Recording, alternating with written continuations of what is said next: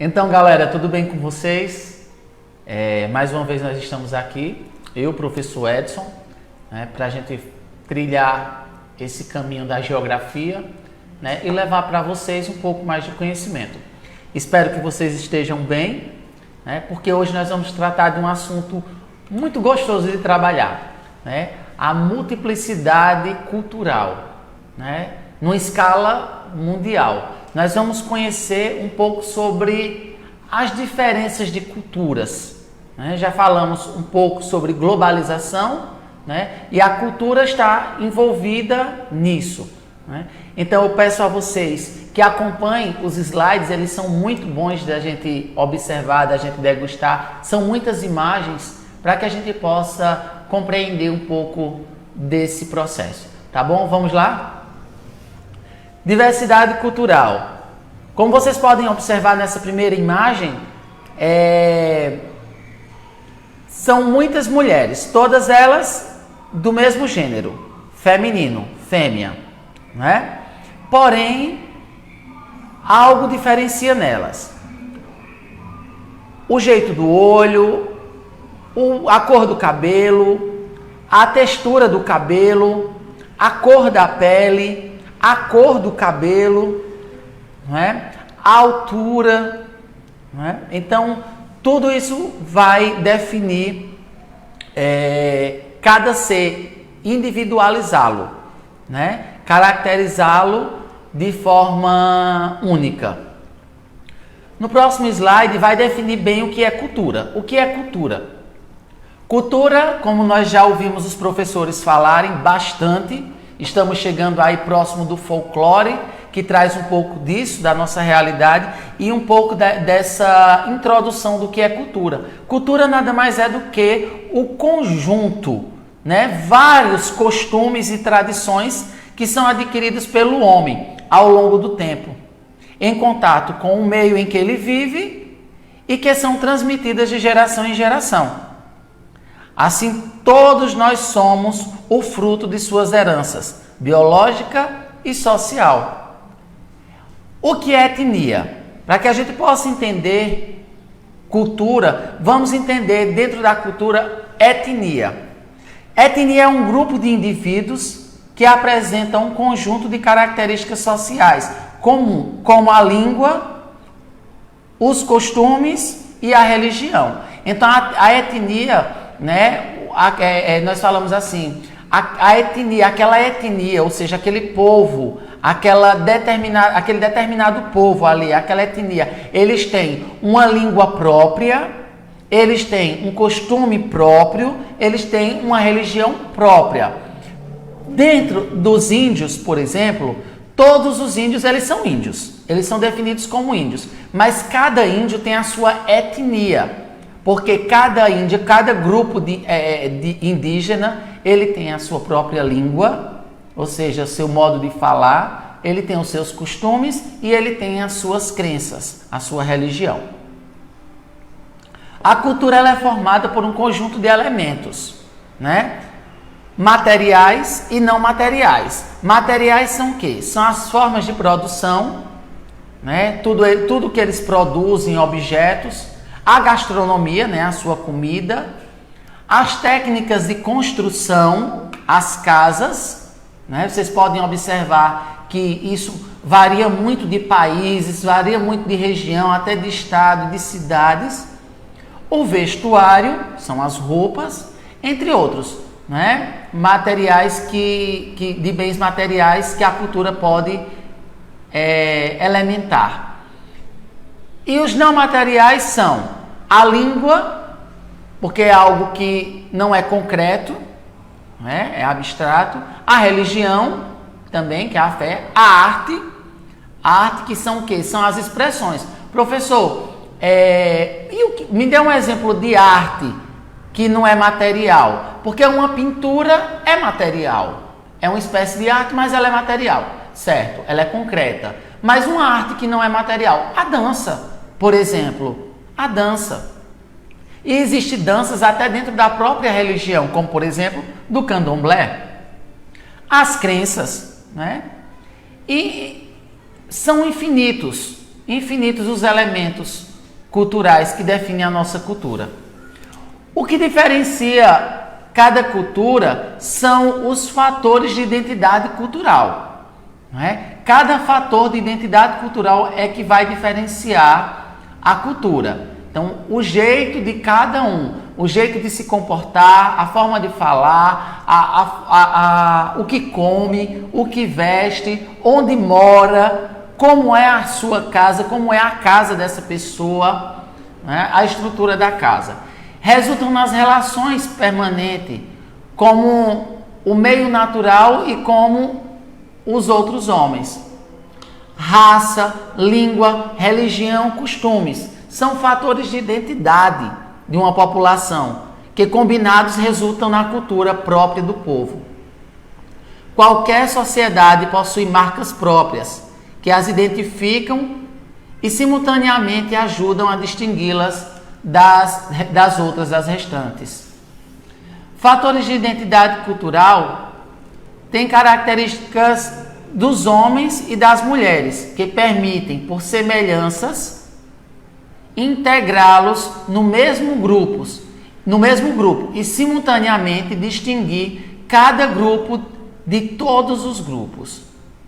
Essas características são muito diversas, né? Por exemplo, física. Eu dei até no início um exemplo dos índios, né? Dos indígenas. Vamos ver pausadamente. Física. A espécie humana distingue-se pela cor da pele, pelas feições e pela estatura. Assim temos as espécies brancas ou caucasiana, a espécie amarela ou mongoloide, a espécie negra ou negroide, como vocês podem observar na imagem. Mas o que é raça? Raça é um grupo de pessoas que se distingue pela pigmentação da pele, configuração da face ou pela estatura, não é? As principais raças são negroides, vocês podem ver aí, os mongoloides e os caucasianos. Então são essas principais, ou seja, os negros, não é? Os negros, né? os de espécie amarela e os brancos. Assim são caracterizadas assim as principais raças. Rapaz e rapariga, afegãos. Então, o rapaz, né, que é uma criança, um jovem, né? Rapariga nós já ouvimos bastante, ouvir e comentamos e muitas vezes rimos na sala de aula, né, com essa expressão. São jovens ainda crianças, né, que é o feminino de rapaz. Nós temos essas duas imagens bem representadas. Outra coisa, a segunda coisa, são os culturais. Os culturais são o quê? São hábitos e valores partilhados por um conjunto de pessoas. Um exemplo são os desfiles de moda. Então alguém pensa, inventa uma forma de se vestir e mostra. E as pessoas que gostam daquele estilo se vestem daquela maneira, né? Há mulheres que exibem o corpo, outras que nem os olhos mostram em público. Como vocês podem ver, uma mulher afegã, né, com a burca aí, toda vestida, chama esse pano, esse véu que ela usa é chamado de burca, né? Essas mulheres afegãs lá no Afeganistão, elas não deixam aparecer, né? Elas usam essa burca e não deixam aparecer seus rostos. Usos e costumes na culinária, forma de vestir e até na morte. Vamos ver. Na gastronomia, vocês podem ver aí essa diversidade, não é? Nós temos aí, eu acredito que isso aí são insetos, né? Aí do lado nós temos sushis e embaixo nós temos carnes e outros outras raízes como batata, cenoura, não é?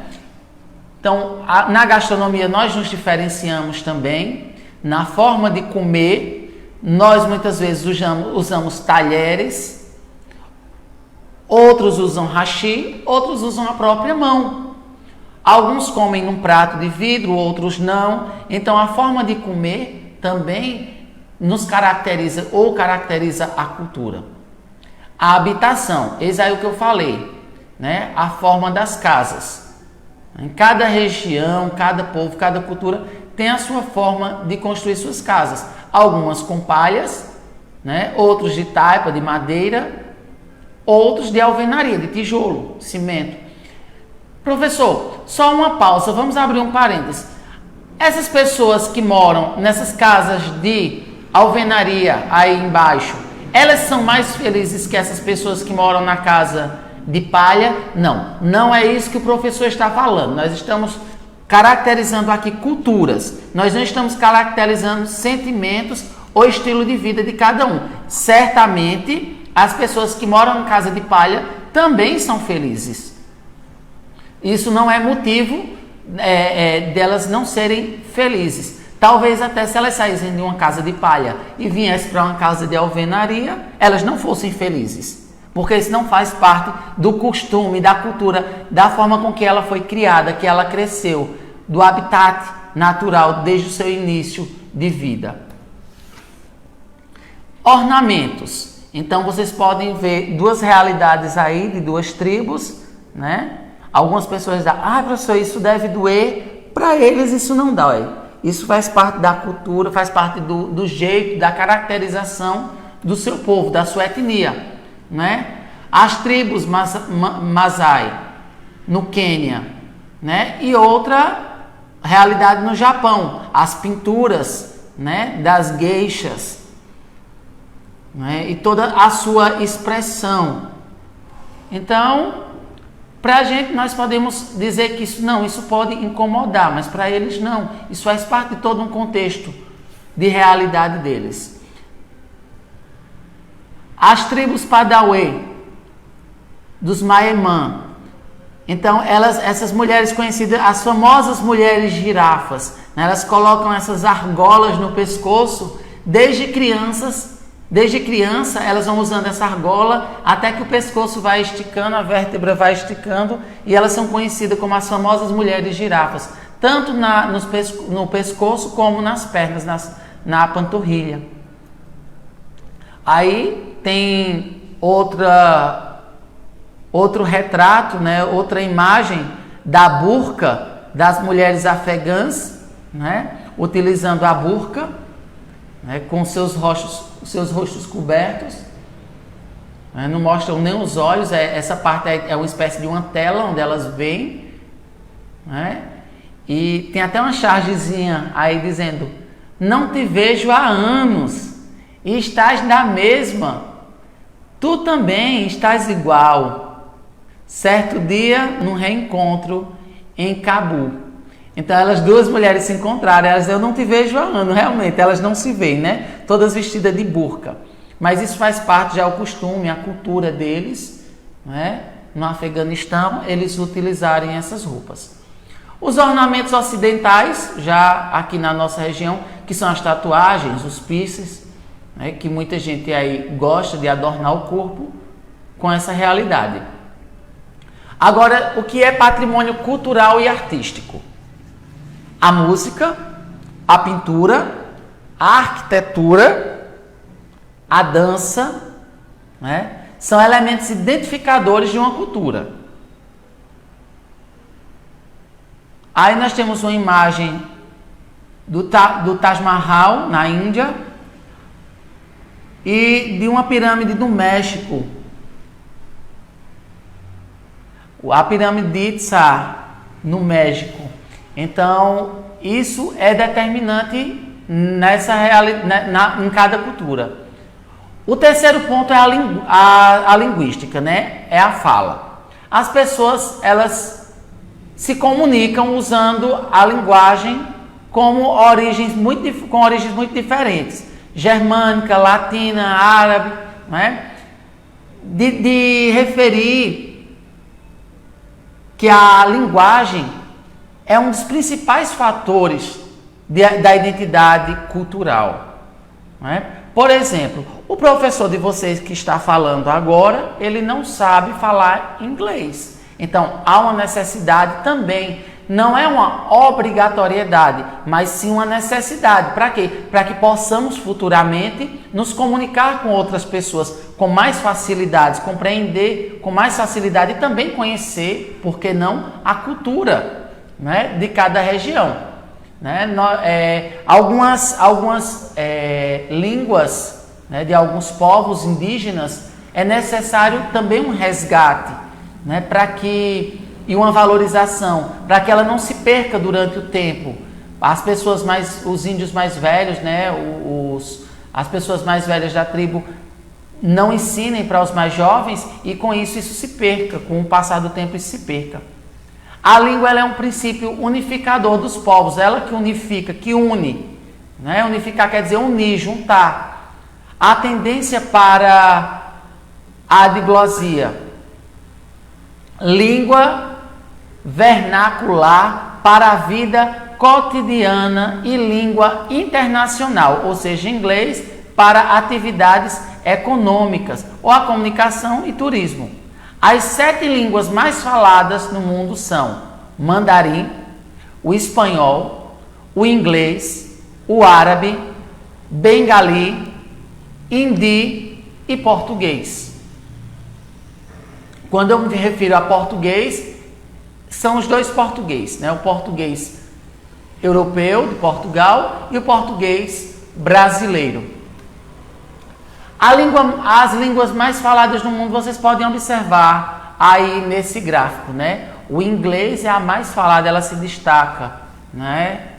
E o português está em 4º lugar, de vermelho, né?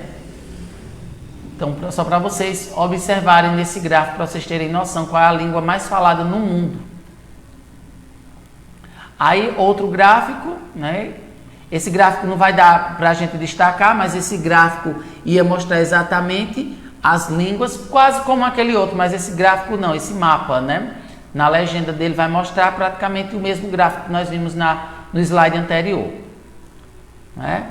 Então, eu não sei, vocês vão rir bastante do professor, mas o professor só vai saber falar em português olá, o professor vai saber falar em espanhol hola, e o professor vai saber falar em que, meu Deus? Eu não sei nem mais o que.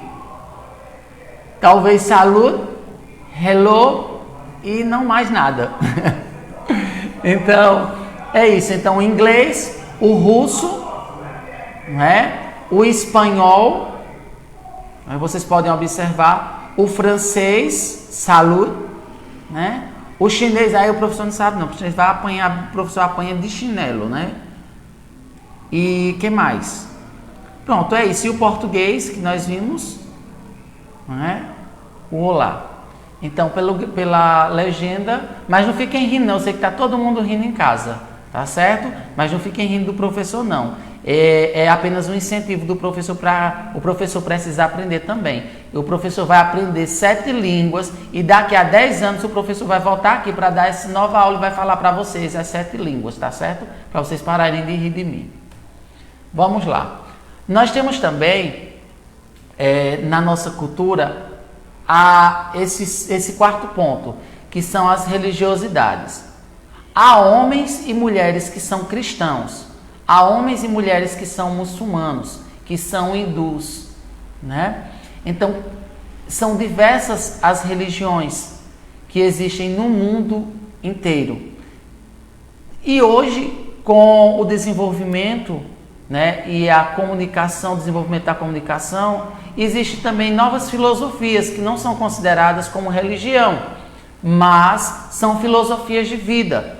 Ou seja, um estilo de vida espiritual, de elevação que cada ser humano ou que cada grupo desenvolve. A religião é outro dos principais fatores de identidade cultural. Religião. A crença num ser superior assume formas diversas. A religião sempre foi um fator agregador da população. É ele que agrega, é ele que junta, é ele que une. Não é? A religião ela tem elementos essenciais de organização da sociedade. Dela origina diferentes manifestações culturais, condicionando a economia, as festividades, os hábitos alimentares, não é? Por exemplo, vamos falar aqui, eu vou dar um exemplo aqui na nossa cidade de Belo Jardim. Nós temos uma grande festa religiosa, duas na verdade, que é a festa de São Sebastião, em janeiro, e a festa da Imaculada Conceição, não é? Em dezembro. Então, duas grandes festas da religião, da Igreja Católica, que se insere no grupo religião, que religião não é catolicismo. Religião é o conjunto de todas elas. Eu estou citando apenas o catolicismo, tá bom? Então, essas duas festas, elas geram para a cidade renda. Então, alimentação, a forma que as pessoas se vestem para ir para esse culto, para esse lugar. As 6 religiões mais emblemáticas são o cristianismo, que é o que eu acabei de falar, onde provém também o catolicismo, o islamismo, o hinduísmo, o budismo, o sikhismo e o judaísmo. Então aí, nesse próximo gráfico, nesse próximo mapa, vocês podem acompanhar pelo gráfico, que o professor já explicou vocês, lerem o gráfico, lerem aí a legenda, né? Então nessa legenda vocês podem, existem aí 4 religiões cristãs. A primeira é a católica, os ortodoxos, os protestantes e os mórmons. Todos eles são cristãos. O que é cristão, professor? Aqueles que acreditam que Jesus Cristo já veio ao mundo, que viveu, que morreu numa cruz. Já para essas outras religiões, não. Ou eles não acreditam que Jesus veio ao mundo, ou não acreditam que Jesus nem existiu, nem vai existir. Tá certo? Então, vamos lá. Seguindo, temos outro gráfico, só para a gente entender as principais religiões do mundo. Eu vou passar um pouco rápido algumas imagens para que vocês nós possamos atingir todos os slides. E nesse gráfico nós podemos perceber a quantidade de religiosos, né, por religião que existe, por percentual no mundo. Agora esse gráfico ele está um pouco desatualizado, ele foi do ano de 93. O professor não conseguiu um gráfico mais atual. Então a gente precisa, ou o professor estuda mais para fazer um gráfico mais atual, ou a gente precisa que alguém estude mais para ir atualizando esses gráficos. Que esses gráficos é necessário que pesquisadores apareçam para fazer isso. Então, bora lá, né, minha gente? Estudar para a gente ser futuramente um grande pesquisador, para ir atualizando todos esses dados. Temos aí alguns símbolos, né, das religiões. Eu vou tentar ir pulando algumas coisas para que vocês, com paciência depois, vocês vão dando pausas no vídeo e vão observando melhor, que é bem interessante. Eu mesmo, particularmente, gosto bastante de estudar isso, estudar a cultura dos povos, porque a gente conhece muito os outros. A gente não se deter. Ah, professor, o professor que está falando aqui, professor Edson, ele é católico, né? Mas se o professor fosse judeu, se o professor fosse protestante, se o professor fosse budista, isso não importa. Para mim, para a minha pessoa, a minha filosofia de vida é estar aberto a conhecer o outro, tá bom? O seu modo de viver, o seu modo de vestir, a sua religiosidade, e é isso, nós precisamos estar abertos. Isso não significa que eu vou me converter, mas eu vou estar onde eu me sinto bem, onde eu me sinto melhor, onde me traz paz, não é? Então temos aí alguns símbolos. A cruz, nós sabemos que a cruz é o símbolo do cristianismo, porque foi na cruz que o Cristo morreu e traz como símbolo, todo cristão traz como símbolo a cruz, com ou sem o Cristo, né? Temos o selo de Salomão, do judaísmo, né? O símbolo de Om associado à meditação do hinduísmo, E assim, eu não vou citar todos, senão a gente perde um pouco dos outros slides. Então vocês observem depois alguns desses símbolos. Cada religião ela tem seus rituais, né? Suas cerimônias. Então vocês podem ver uma cerimônia aí na Índia, né? São pessoas, são atos, né? Atitudes assim bem que nos causam curiosidade, né? Porque eles fazem isso, mas garanto a vocês, se vocês buscarem, pesquisarem, se vocês forem em busca de conhecer mais sobre isso, tenho certeza que com as redes sociais hoje, na internet vocês conseguem bastante e vocês ficam mais inteirados. Temos outro homem sandu aí, veja o tamanho da barba dele, como é, não é? Literalmente dá para fazer umas trancinhas, né? Lá na Índia, a vaca ela é cultuada, né? Ela é tida como um animal sagrado, então eles não podem nem matar a vaca. Então isso faz parte, isso é uma foto de Nepal. E vamos seguindo. Aí um rito, uma cerimônia fúnebre, né? Em Portugal, onde eles vejam a urna, né? O caixão, né? E na Indonésia,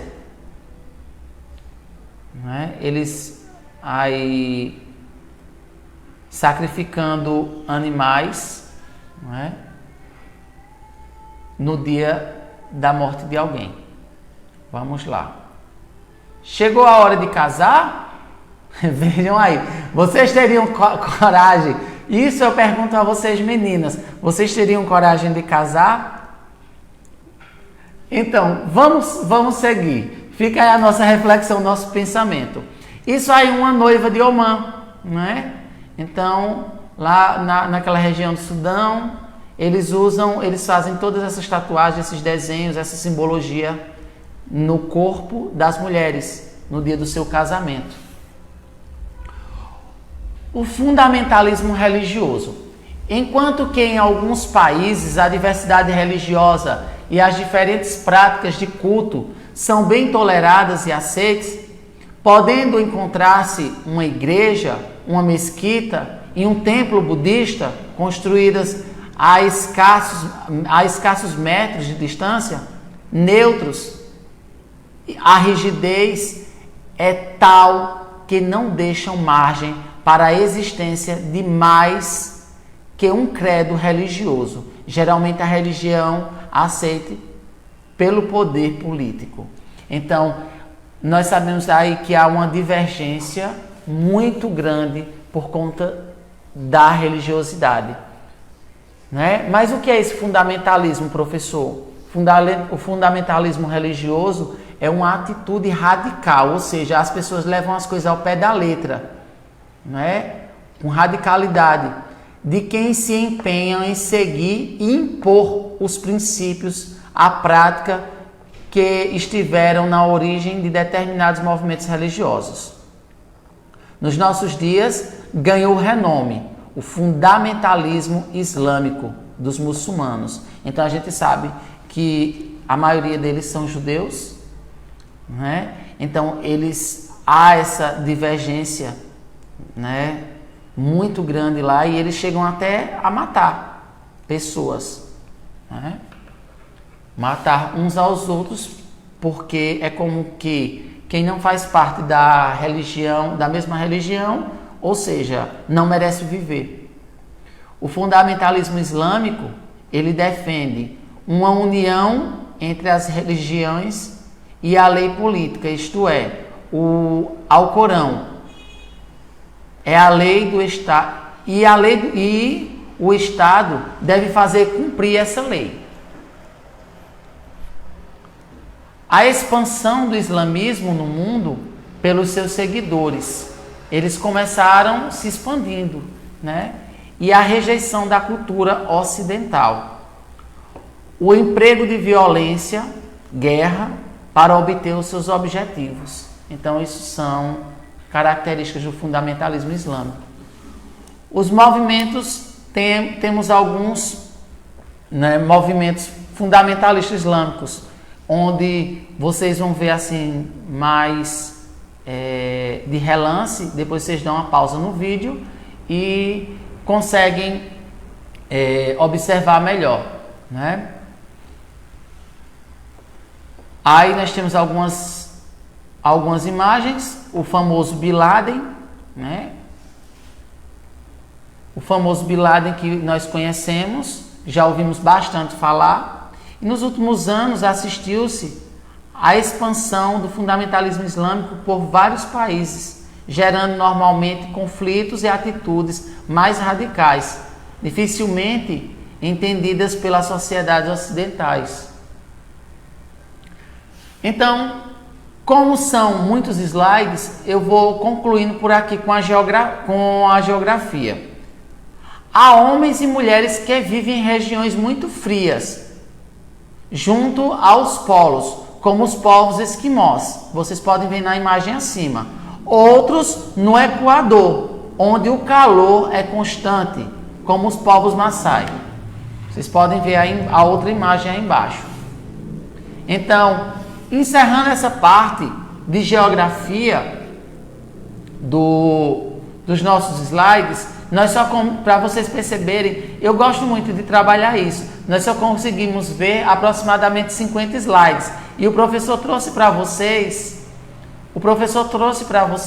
180 slides.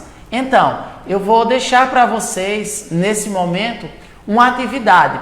Ô professor, mas veja só, o professor passou umas perguntas e o professor não falou. Não se desespere. Na próxima aula, o professor vai dar continuidade, mas mesmo assim vocês vão pesquisando e respondendo, tá bom? Vai ficar no final do vídeo as questões, tá bom? São uns 4, 5 perguntinhas e vão ficar no final do vídeo. E vocês respondam, procurem responder, bem simples, é até uma forma de pesquisa. E vocês, quando for na próxima aula, vocês já estão por dentro do assunto e ajudam até o professor interagindo também. Deixe os comentários de vocês na aula se vocês gostaram, o que é que vocês precisam que o professor melhore, que as aulas melhorem. Então, de acordo com as nossas condições aqui, é isso que nós podemos fazer, é isso que nós temos, é chegar até vocês com um pouco de conhecimento, né? Procurem fazer as atividades de vocês e depois que fizerem, fotografem e mandem para o professor de geografia de vocês. Assim vocês estarão mantendo com eles um vínculo e também guardando um banco de dados onde vocês, posteriormente, quando voltarmos às aulas presenciais, vocês terão o direito de provar, de mostrar que vocês estavam produzindo, que vocês estavam interagindo, que vocês estavam assistindo e participando da aula, tá bom? Um abraço, desejo a vocês muita saúde, muita paz. Fiquem com Deus.